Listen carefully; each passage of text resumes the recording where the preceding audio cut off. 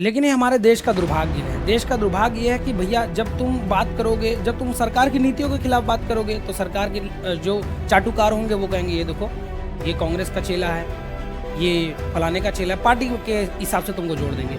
जब तुम देश हित के लिए अगर कोई अच्छा फैसला सरकार ने लिया उसको बोलोगे तो सब कहेंगे देखो ये अंधभक्त है। मतलब आज देश में ये हालत हो गई है कि ये देश पूरे तरीके से दो जगह पे बढ़ गया है, या तो आप सरकार के साथ हो या तो आप सरकार के खिलाफ हो। अगर आप बीच में हो तो आपकी फिर विचारधारा का कोई सम्मान यहाँ पर नहीं करने वाला है। तो ये ऐसा व्यक्ति मत बनो भैया। अगर सरकार बेहतर कोई कार्य कर रही है तो उसकी अप्रिशिएशन भी करो, उसकी प्रशंसा भी करो, लेकिन यदि सरकार कोई गलत कार्य कर रही है तो उसकी भत्सना भी करो, अर्थात उसका विरोध भी करो। ये भी जरूरी है। एक स्वस्थ लोकतंत्र में विरोध की भी बड़ी आवश्यकता होती है। लोग हमारे यहाँ ये सोचते हैं कि नहीं भैया सरकार जीत कर आ गई, अब सरकार जो मन चाहे वो कर लेगी। भाई सरकार नहीं, सरकार जब लोकतंत्र आता है ना तो लोकतंत्र में सरकार तो चुनी जाती है, विपक्ष भी चुना जाता है। अर्थात हमने सरकार को चुनकर ये कहा है कि भैया विपक्ष में तुम बैठोगे, सरकार में तुम बैठोगे। वर्तमान में बीजेपी है तो हम बोले हम लोगों ने चुना है बीजेपी को, कहाँ पर? सरकार में। परंतु हमने कांग्रेस या अन्य सभी दल को विपक्ष में भी चुना है और